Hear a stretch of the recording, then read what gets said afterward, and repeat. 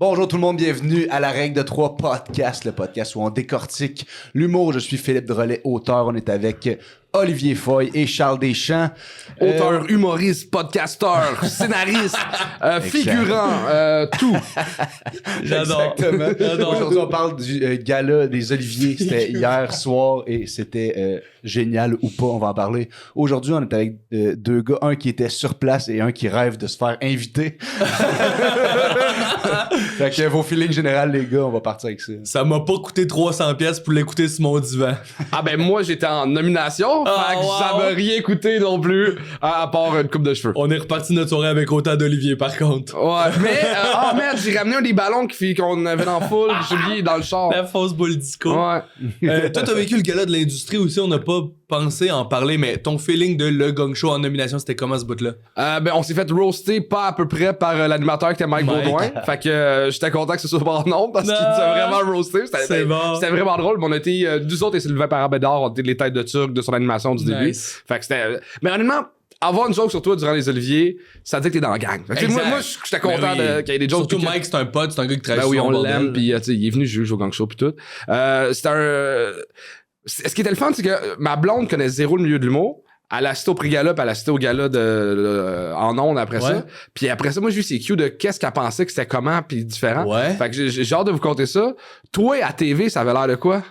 Je l'ai écouté avec ma blonde de chez nous. Props à Corinne, je trouve qu'elle a fait un bon travail. Je trouvais qu'elle avait l'air en contrôle du début à la fin, mais en général, de notre point de vue, manquait de rythme. Ah ouais! Les présentations et tout, il y avait un peu un feeling de c'était un peu lent certains moments. Puis des présentations qu'on va nommer plus tard, mais des affaires que j'étais genre, ce n'était pas bon. OK.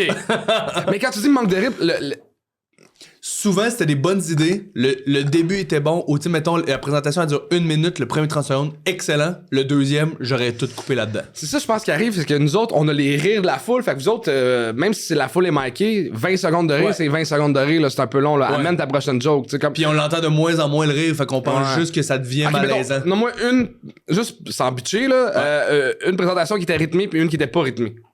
Je vais te dire dans la salle que ça avait de l'air. Samsir Marilyn Gendron, le début était vraiment efficace. J'ai trouvé ça bon. À la fin, mettons, le gag de Marthe Laverdière et tout, c'est juste comme... le crescendo, c'est juste comme terminé un peu vite. Mais une des moins bonnes était la première, JF Mercier. Puis c'était... José Godet. Il y avait quelque chose, juste le pacing de cette présentation-là était fucked up. Ils ont nommé les nominés, puis après ça, ils les ont roastés, mais on voulait plus les écouter. On avait juste hâte de voir qui gagne. Il y avait quelque chose dans le rythme qui était pas efficace. OK. La manière, je l'ai vécu en salle. Ouais. Je sais pas si c'est le fait que je vieillis puis je deviens comme un peu... faut respecter ses aînés, mais j'ai trouvé ça le fun, la présentation. J'ai trouvé ça très classique. Ouais. Mais ce qui m'a fait rire après, c'est de voir des jeunes qui essayent de faire des présentations classiques et qui sont moins efficaces que les vieux. Qui sont... Pour moi, Marilyn Gendron et Samsé, c'était du très classique. Ouais. Pis c'était moins efficace que ces deux gars-là. Moins efficace? Moins efficace. Dans la salle, les rires, le rythme, le nombre de jokes en 45 secondes, sûr. On regardera le nombre de procédés. En termes de jokes, mais en termes de rire, j'ai plus ri à Samsung et Marilyn. Peut-être parce que on les connaît, on a plus des référents, mais... j'ai travaillé avec eux autres, genre, j'étais heureux qu'ils soient là. Mettons... Mais mettons, dans les jeunes que ça n'a pas marché, eux autres, c'était pas efficace. Ça marchait dans la salle. What mais the fuck? Ça marchait dans la salle, mais dans le sens que c'était du classique. Tu sais, c'est du... Ah, ben, t'es nominé. C'est très classique. Ça aurait été efficace si cette présentation-là avait autant de jokes que de plumes. Mais c'est pas ça qui est arrivé. La seule qui a moins bien marché en salle, c'est Jean-Sébastien Girard, la vente de billets. Ça, il y avait un ton un peu malaisant quand même. On dirait que l'ironie était pas là, le sarcasme était pas là. Il y avait plus de jokes, de rire de soi. Là, on tire à gauche, à droite. Mettons, tant qu'à y aller, là, c'est genre, Nive, j'adore le gars, mais c'était pas efficace. Ah ouais? C'était pas efficace. En salle, ça rentrait que... Je me sens encore comme aux Olivier. Ça rentrait que le calice. Pour vrai, c'est parce qu'il y avait des bouts de 10 secondes avec juste 2 accords. Fait que là, tu sais, comme à la TV, on n'entend pas super bien la foule. Le gars, il est bon. Il performe bien. C'était magique, moi, j'ai trouvé. Je l'adore, mais ça rendait pas justice à son humour parce que c'était pas efficace de manière humoristique. Moi, c'était un de mes top 3, là. C'était un de mes top 3 en salle, ça l'a rentré fort. La seule affaire que C'est toi le boomer qui chiolait les années passées sur Facebook? La seule affaire que j'ai pas aimé dans son numéro, moi, c'est les balles d'argent. On aime ça faire de l'argent. Ouais. Mais là, c'est pour la catégorie podcast. Je suis comme, ils font pas d'argent. On n'en fait pas. Ils font pas des balles. J'ai pris la boule puis je l'ai enlevée. C'est pas vrai, on a un Patreon. On a un Patreon maintenant avec 4 abonnés. On les nomme à l'instant. Non, c'est pas vrai. Ah, ben, ok, je suis déçu. En salle, c'est quasiment 100% l'inverse qu'on a vécu. Sinon... Dis-moi que t'as aimé Magic Mike. Correct. L'idée était bonne. L'idée était bonne, mais comme... C'est trop loin. Ben, il y avait plus d'abdos que de jokes. Vrai ou pas vrai? Ben, il est tight. Il est tight. Mais l'idée était bonne. Claude Bégin, il était genre... La vibe était funny. Plus compact, ça aurait peut-être été un peu plus efficace. Ouais. Mais en même temps, c'est de la longueur de la joke d'être aussi longtemps qui est drôle, là. Ouais, je comprends. C'est pour toi la meilleure présentation? Richardson Zephyr. Ah oui, Rich, Il ok, était Rich. excellent. Les textes, c'est important, et déjà là, j'en ai trop dit. Puis le monde ont arrêté d'applaudir il y a 5 secondes, il est comme « Arrêtez! » Ça, c'était sympathique, efficace. Ça fitait avec le thème des textes. Moi, j'ai trouvé ça clever, bien joué. Dominique Sillon, qui est comme dans le fond de la salle. Pourquoi? C'était genre... Ça, c'est comme exactement ce que je veux dire. Bonne idée, longue exécution. Mais c'est quoi la joke? Que c'est pas le bon Martin. Il s'est trompé parce qu'il a pas un bon œil. Moi, ça a été drôle qu'il mange son œil avec les cheese pops. Ouais, ça a rajouté une joke. Moi, ça m'a plu quand même ce moment-là. J'ai trouvé que c'était un beau clin d'œil. J'ai trouvé que la vibe de Dominique était vraiment le fun. Je trouvais qu'il Mais c'est un gars qui est excessivement punché puis drôle puis le fun. Ouais. Il y avait une cool autodérision quand même. Ouais, exact. Moi, j'ai aimé le fait de rire un peu de l'enveloppe qui était comme qui est scellée, tout ça, puis comme, hey, passer ça dans la foule. Ouais. Ça, j'ai trouvé ça cool, tu sais, de rire un peu du gars-là, un peu, de rire de l'importance. Mais à la télé, tu fais comme. C'est juste dans le rythme, c'est juste comme on n'embarque pas dans un flow, mais les idées étaient bonnes, tu sais. La grosse robe, pour, contre? Funny, mais. Je trouvais que, mettons, ça résume certains moments où beaucoup de flafla, mais je sais pas. Non, ce truc-là, je suis moins catégorique que les autres. C'était quand même funny. Mona, elle performe hyper bien, là, tu sais. Elle est fucking sympathique. Mais les interactions des grandes crues, j'étais genre. Ça paraît que c'est pas rodé pendant un an, là, tu sais. Ben, ça n'est pas rodé pendant un an. Exact. Ça peut pas l'être non plus. Non. parce que cette robe-là fait plus gros que la scène du bordel. Fait que le rodé au bordel, ça a été weird.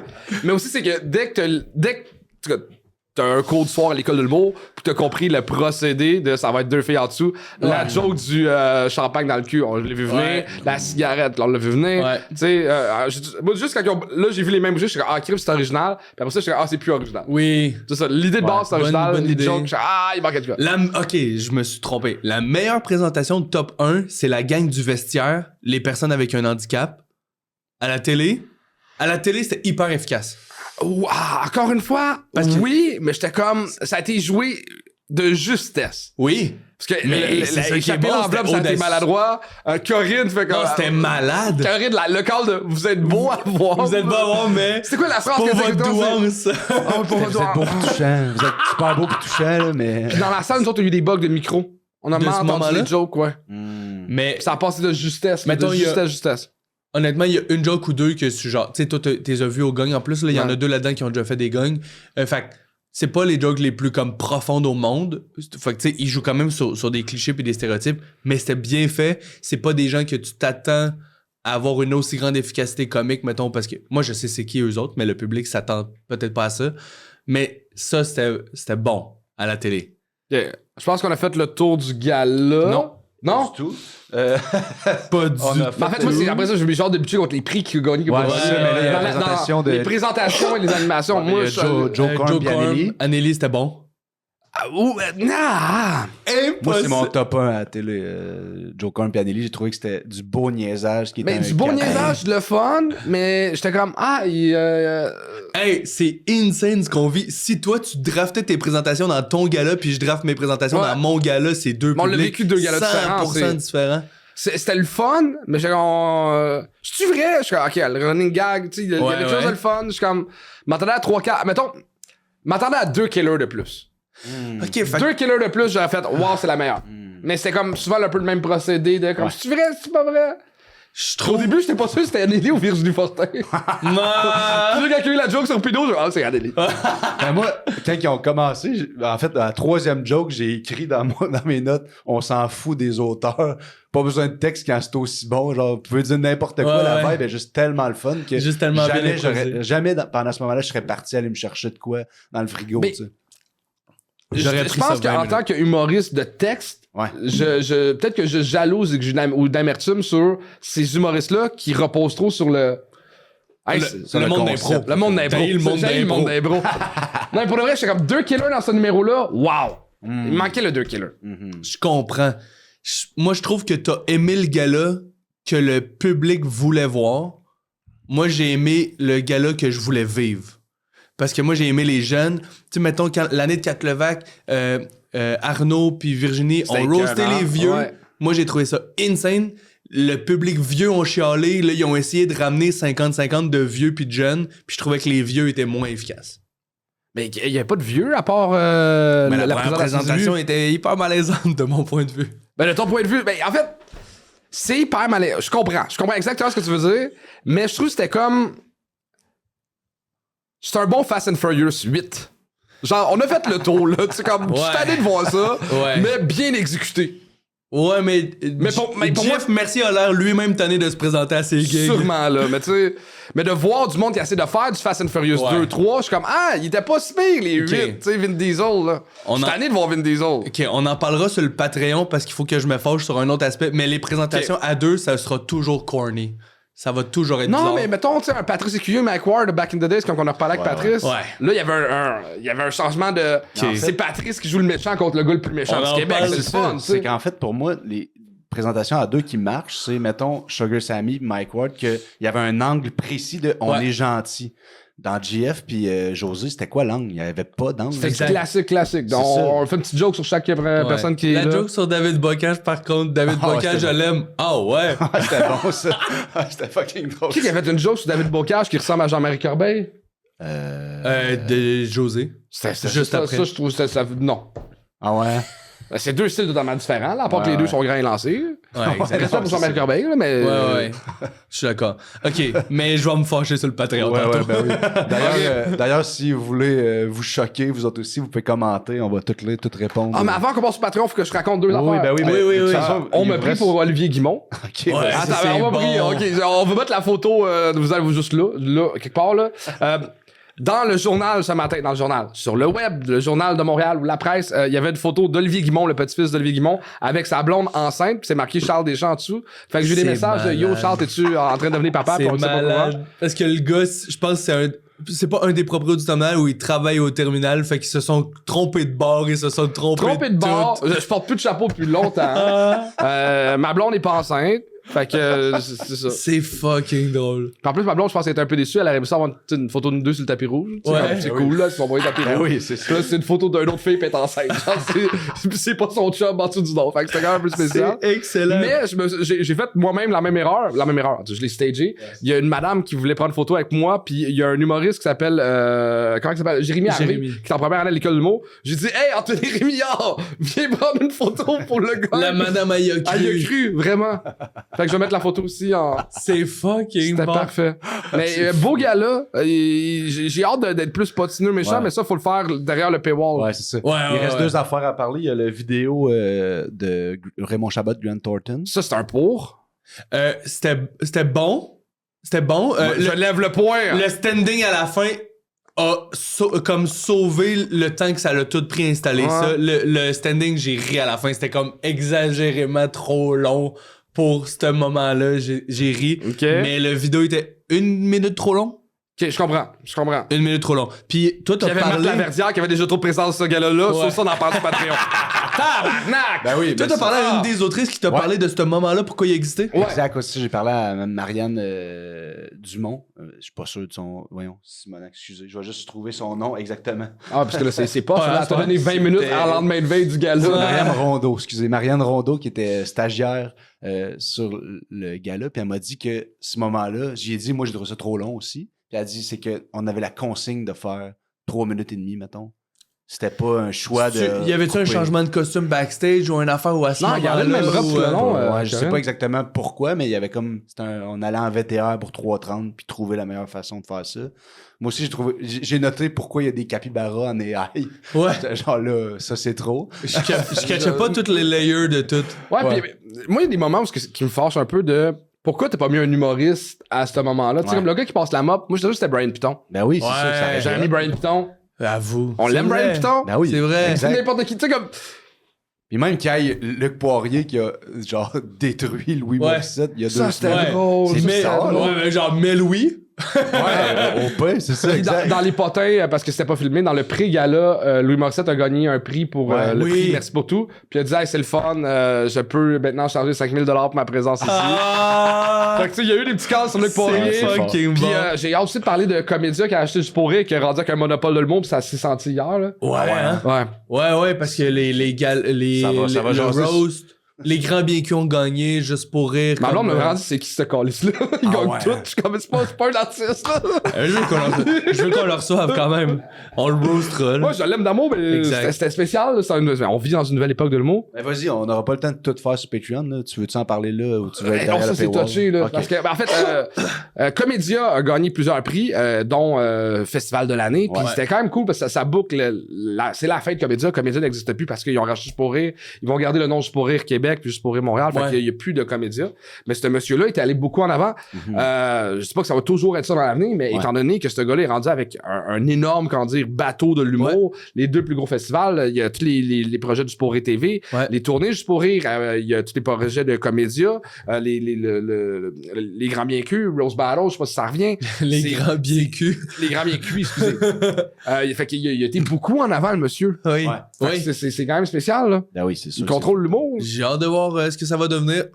Peut-être qu'il y aura un autre festival-ish qui va prendre une place un peu plus underground. Je suis vraiment, vraiment curieux de voir ça. Bref, si vous avez pas vu le gala, oui. Fucking content pour Michel Grenier qui a gagné boîte de gérance de l'année. On s'est parlé au téléphone après qu'on avait filmé notre épisode où on annonçait les nominations, puis il était comme, fait 10 ans je m'inscris, j'ai jamais gagné, je pense que j'arrête de m'inscrire. Parce que lui, il travaille pas avec les salles, fait que les gens de la PIH qui votent, il est pas en contact avec eux autres, mais genre les 2 dernières années, puis il a gagné 4 Olivier, l'autre année avant, Mike en avait gagné 4, puis il y avait jamais eu de reconnaissance. J'étais fucking heureux pour lui. Ah ouais, puis il y avait la petite femme à l'œil qui a dit c'est merci. Ah, je suis heureux. Il a fait un petit call sur... puis il a remercié plein de monde, ces anciens artistes que j'avais même pu. C'est un gars qu'on aime beaucoup, Michel Grenier, qui nous écoute d'ailleurs. Oui, ben oui, c'est incroyable. C'est vraiment hâte. On n'a pas parlé encore de l'humoriste masqué qui a annoncé. Mais la présentation de Mariana Mazza. Patreon. Bon, ben parfait. J'adore ça. Bref, si vous n'avez pas ce Patreon, allez écouter le gala des Oliviers. Je pense que chaque views aide à laisser plus de place aux humoristes à décider de l'avenir de ce gala-là et non, parce que c'est coproduit avec Radio-Canada. Fait que moi qui ai déjà été sur la PIH, la Radio-Can fait beaucoup de calls sur le gala, puis c'est pas des humoristes. Ça laisse un peu moins de liberté. Fait que plus qu'ils vont avoir des bonnes cotes d'écoute avec je trouve que ce gala-là, c'est un gala très pro-humoriste. Ouais. Peut-être moins matante, là. Je trouve qu'il y avait beaucoup d'insight de l'humour, justement. C'est un bon gars-là. Allez l'écouter, ça va donner des views, ça va laisser... Peut-être... Moi, j'aimerais ça que Corinne revienne l'année prochaine. Elle a fait une excellente job. Exact. J'aimerais ça l'avoir évolué ou j'aimerais ça que ça redevienne un gars-là que je me dis... J'ai hâte de voir ce que cette personne-là va faire ou genre de voir comment on va topper les années passées puis pas juste une nouvelle personne de je sais pas si elle va faire la job, tu sais. Là, je trouve qu'elle a fait la job, je veux qu'elle soit dans ses pantoufles l'année prochaine encore plus confortable avec des jokes qu'elle a le temps de travailler plus longtemps d'avance. Puis honnêtement, on l'a dit tantôt mais merci aux gens qui commentent le podcast aussi, on parle de l'humour. Je veux caler, c'est juste ça le commentaire sur l'épisode. J'aimais plus ça quand c'était des humoristes de la relève qui écrivaient les commentaires quand même. Mais merci aux gens qui participent, on parle de l'industrie puis c'est hâte que l'industrie commente nos affaires. Hey, on était tellement excités d'aller bitcher sur Patreon qu'on a oublié de vous parler des gagnants. On va y aller un par un. Le premier gagnant de la soirée, c'était la découverte de l'année de Mégane Brouillard. C'était évident dans ma tête. Je parle pas c'était qui exactement les autres nommés. Tout le monde en aurait été content. C'est tellement un beau trophée découverte. On est comme bravo. Est-ce qu'elle aurait dû le gagner il y a 1 an ou 2 puis c'était... Ouais. Trop tard dans ma tête, ils sont déjà trop connus, là, tu sais, à déjà 75 000 billets vendus, là, exact. On te découvre pas, là, on sait que t'existes. Elle est déjà en tournée pour son One Woman Show qui va être en nomination l'année prochaine. Tout le monde aime cette fille-là. moi, ce que je suis allé hors scène, souvent, j'ai beaucoup de respect pour n'importe qui a du respect pour ce métier-là. Qui a beaucoup de respect pour ce métier. Vraiment. 100% d'accord. À travailler fort, j'ai trouvé ça badass que les Oliviers mettent la catégorie de découverte en premier. On présume que les gens commencent à écouter le gala en masse au début. Ça donne de la belle visibilité aux gens qui sont découverts. Ouais, vraiment exact. Merveilleux. Deuxième gagnant, c'était Pierre Hébert pour le numéro d'humour de l'année au Grand Mien. Je suis fâché! Ah ouais? Ben, un numéro de stand-up, c'est quelque chose qui est très dur à écrire. Un numéro de roast, je suis le plus gros fan de roast, mais ça va pas dans le numéro de l'année. Ça s'écrit pas pareil, ça s'écrit plus facilement. Il y a un contexte de comme tu roast tes amis, le public va trouver ça fou. Mais ouais, ça a été quand même un peu viral, mais je suis d'accord que ça se travaille pas pareil. C'est plus tough écrire un excellent number de stand-up qu'écrire un bon numéro de roast. Selon moi aussi. Fait que c'est rien contre Pierre. Pierre a déjà gagné le numéro de l'année avec une chorale, puis j'étais encore fâché en tabarnak. Wow! Mais pour moi, tu sais, il n'y a pas grand prix de stand-up dans le gala d'humour. Numéro de l'année est supposé être le principal avec le spectacle de l'année. Puis même spectacle de l'année, il y a des jardinières qui gagnent, qui sont en nomination. Je sais même pas si en nomination. Je suis désolé. Bon. Props à lui d'avoir quand même souligné le travail de Sam Vigneault dans ses remerciements. C'est chiant pour les autres en c'est chiant pour les autres, mais il a quand même pris le spot puis il l'a un peu mis dans la pénombre. Puis bravo à Véro Isabelle, qui est une amie qui était sa première nomination. Oui, c'est ça. J'étais comme, tu sais, il a fait une passe à palette à Sam. C'est cool, mais Véro à l'autre. Mais c'est chiant pour les autres. Ouais, au lieu de dire bravo aux autres nommés puis des nommés, tu sais, en tout cas. Je trouvais ça bizarre. Sam, t'aurais dû mériter. Puis fuck les autres. Ouais, c'est ça. Après ça, on avait les gagnants des podcasts avec Jay La Liberté pour le podcast des personnages. Je suis fâché. Wow! Je sais que mon point, c'est que le Gang Show peut pas être dans la section podcast. T'es pas fâché, t'es aigri. Parce que je suis... Non, mais attendez, j'explique mon point, c'est que parce que c'est pas un vrai podcast à cause que, étant donné qu'il y a des numéros, c'est pas juste une discussion sur le mot, il y a des bouts scriptés. Mais tout le monde qui fait le gala des personnages se scripte des hosties d'affaires avant d'aller faire son personnage. Fait que c'est même pas un vrai podcast selon moi. Fait que, ils peuvent reprendre fuck des you, Jay Lally. Tu sais, en même temps, je trouve super beau projet qui remet les personnages sur la map. Il n'y a plus grand place qu'on voit des personnages. C'est différent, c'est original, c'est le fun. Ce projet-là mérite un trophée, mais c'est pas un vrai podcast. La règle de 3, c'est un vrai podcast. L'année prochaine. C'est un puriste du podcast. Mais la visibilité a un gros poids dans la catégorie, dans la grille d'évaluation. Pour moi, mon vote allait à Brick et Brac pour avoir vu ces gars travailler. C'est comme... L'ambiance est folle, puis eux autres, ils scriptent rien pour vrai, puis ils reprennent pas des takes, contrairement à genre, si tu décroches un personnage, tu vas reprendre ta ligne, tu sais. Mais encore une fois, pour moi, l'essence même du podcast, OK? C'est une discussion ou des entrevues de longue durée qui durent 1 heure ou 2 sans montage. J'ai pas écouté, mais j'ai l'impression le fait que ce soit des personnages qui animent le podcast. Ouais, mais les gars, c'est 100% leur cerveau d'impro. À eux. C'est des gars très punchés. Mais pour moi, mettons, la catégorie podcast. Je comprends. C'est-tu comme les grandes entrevues animées par Mario Jean Mascotte, c'est plus les grandes entrevues, là. Je comprends. Mais je suis un puriste. Je suis une marde, là. On chiale leur bitch pour bitcher. C'était qui les autres en nomination? Genre les tricheurs puis tout le monde en parle, c'est pas le même. C'est pas la même affaire. Je comprends. Ben, les autres en nomination, il y avait. Tout le monde sait, pour moi, c'est un vrai podcast. C'est ça, il y avait aussi... Il y a un angle, c'est une discussion. Il y avait un genre de podcast de Jean-Michel puis Jean-Mich. Eux autres, il y a du montage aussi. C'est à débattre si, genre, techniquement, ça rentre comme un podcast. Je sais pas si ça rentre dans un podcast. Mais pour moi, c'est de la qualité. En même temps, le podcast, c'est tellement un nouveau média. Comme, je sais pas si vous vous rappelez les X-Games quand ça a commencé. T'avais du bungee en kayak. C'était tout nouveau le sport extrême, là. Ouais, fait que tu sais, podcast, c'est un nouvel art, là. Fait que tu sais, je tolère qu'il y a des erreurs. Bon, X-Games, c'est ça. Il y avait le podcast en kayak. Pas vrai. Pas le podcast s'il y a du bungee en kayak aux Olivier, genre, je vais plus jamais chialer. Fait qu'il faudrait resserrer les critères. Ben, surtout, on donne un prix devant 1 million de spectateurs. Surtout, ta catégorie a de l'allure, là, tu sais. Ouais, c'est ça. Puis, intéressant. Je pense que aussi, c'est important pour eux autres de mettre de l'avant les podcasts scriptés, mais techniquement, il faudrait qu'il y ait le prix juste podcast de l'année sans les paramètres de si ça, juste... Ben, en fait, il devrait avoir carrément un gala web. Il y a le gala influence qui existe, que je présente un prix d'ailleurs au gala influence. J'ai hâte de voir que ça a l'air, le gala en général. Non, mais ça va être drôle, ils vont demander d'être méchants. On va se faire un épisode en os. On va se faire un épisode là-dessus. Mais pour moi, tu sais, capsule web... Pas game de mettre la robe à Christine Morancy. Non, mais pour moi, le web mérite carrément son propre gala parce que ce qui se passe sur le web, c'est immense. Ouais, je suis d'accord.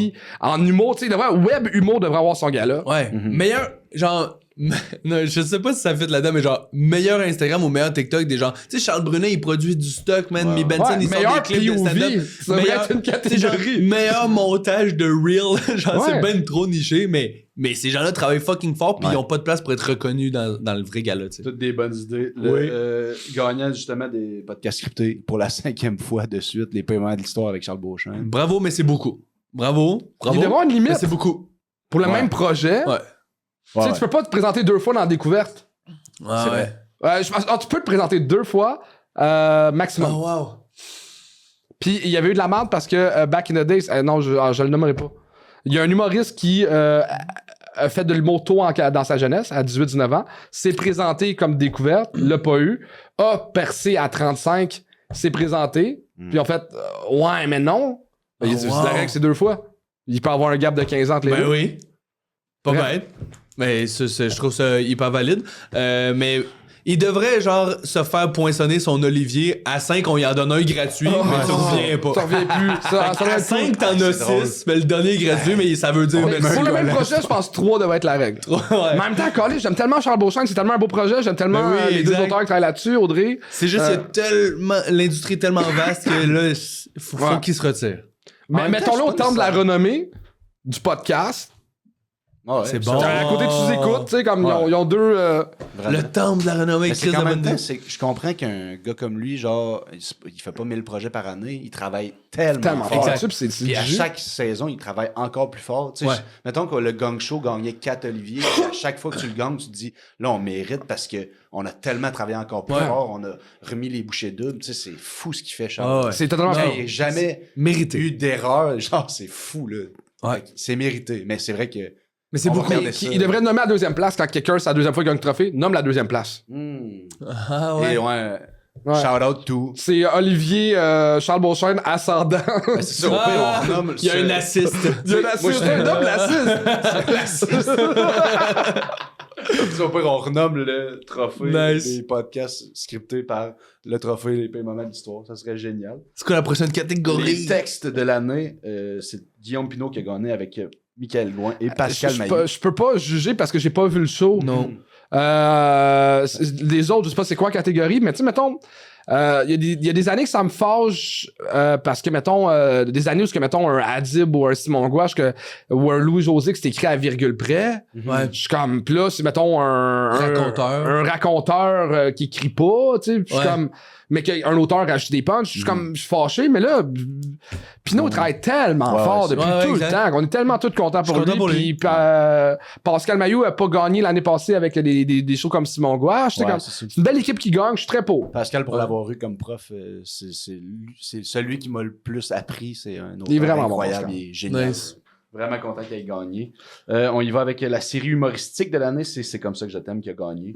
Je pense qu'il y a beaucoup de surprises là-dedans. À débattre s'ils ont leur place point dans le gala de l'humour. Il y a des gens qui sont contre ou eux autres même sont étonnés d'être nominés là. Mais pour moi, c'est un produit excellent qui mérite d'être reconnu. C'est un excellent produit.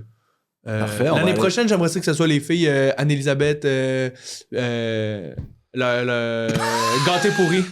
J'aimerais ça qu'ils gagnent l'année prochaine. Ah, ben d'abord, on parlera des catégories hors d'onde parce que nous autres, on est dans série web, le Gang Show.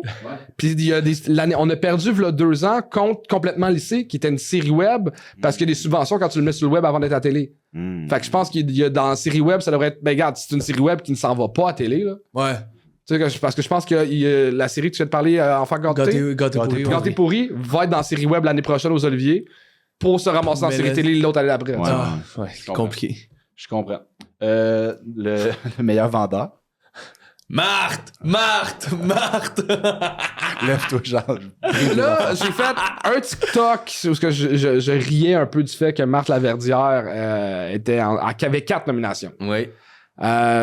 J'ai pas vu le spectacle. Je peux rien dire sur la madame. C'est peut-être hilarant, c'est peut-être très drôle, mais pour moi, comme je dis, je respecte beaucoup de monde qui respecte cet art-là, qui est le stand-up. Ouais. Fait que pour moi, qui est dans le gala d'humour, qui est aussi le gala du stand-up, qui soit pas quelqu'un qui fait du stand-up à temps plein ou depuis une couple d'années, qui a pas mangé ses croûtes, ça me fâche un peu que cette personne-là. Je comprends qu'il est en spectacle, qu'il peut pas être là en plus, mais Chris, tu fais une vidéo de remerciement où est-ce que t'as l'air en robe de chambre? Elle me fâche. Je comprends. Ça manque de respect envers cette industrie-là, envers moi, j'étais en amour avec ce métier-là, avec cette art-là, pis je dis pas qu'il est pas gentil, la madame, je dis pas que son spectacle est pas bon, mais ça me fâche, pis j'ai le droit d'être fâché, mais j'ai rien contre elle, là. C'est ça, puis je pense que t'es crissement pas son public cible, je pense. Non. Exact. Vraiment pas, puis aussi, il y a peut-être de quoi de... Tu sais, mettons que les compteurs, mettons, sont tous pas au gala de l'humour. Mais si, mettons, Fred Pellerin avait le meilleur vendeur, je sais pas s'il s'inscrirait. C'est ça le point. Il devrait. Non, il a pas d'affaire là. Fred Pellerin est fucking drôle. J'ai plus ri à son show qu'à bien des shows du monde. C'est vraiment drôle, Fred Pellerin. Puis il vient pas aux Olivier, je pense, parce qu'il sait que c'est pas ça qu'il fait. Son art, là, Marc, je pense que c'est ça c'est comme ça qu'il est vendu. Ouais. Fait que, tu sais, mais encore une fois, tu sais, les Olivier, malheureusement. C'est drôle, là, c'est sûr que c'est tordant. Là. C'est sûr que c'est tordant. C'est de l'humour ou de l'humeur, on le sait pas. C'est fucking drôle. On s'en crise de c'est quoi la catégorie. C'est fucking drôle. Après ça, en termes de nous, on a donné notre vie à un art qu'on respecte et qu'on veut voir respecter. Fait que ça fait chier que ce soit quelqu'un qui est genre moi je fais des jokes. Tu sais. Moi ça me fait rire parce que je suis tellement puriste puis j'ai tellement de monde qui aime pas le stand-up pur. Sauf Marthe. Je suis genre, elle a gagné mon cœur. Je suis d'accord avec tout ce que tu dis pour tout le monde. Sauf Marthe. Mais Marthe, c'est la donnée aberrante de mon cerveau. Je suis heureux pour elle, mais elle démontre aussi qu'au Québec, on a une population vieillissante. Que j'ai trop buté. Puis autant que Patrice Écuyer, je l'adore pis j'ai hâte de voir son spectacle. On fait un vlog de la Ligue de 3 qu'on va voir Marthe. Ah, c'est le rêve, ça. Mais le pire, c'est que, tu sais. Nous, en commentaire, si vous voulez voir ça. Je suis pas gêné de demander aux boîtes de prod. Hey, j'ai ça, ils vont telle chose, je peux aller voir, tu sais, pis ils me donnent des billets. Mais là, j'ai tellement buté contre elle qu'ils vont me faire payer le double. N'importe qui fait la salle Albert Rousseau 2 jours de suite, comme 2 mois de suite, c'est badass. C'est badass. On passe au, l'émission humoristique de l'année, c'est les Galas Comédia qui ont gagné. C'est une catégorie qui sert à quoi, ça, l'émission humoristique de l'année?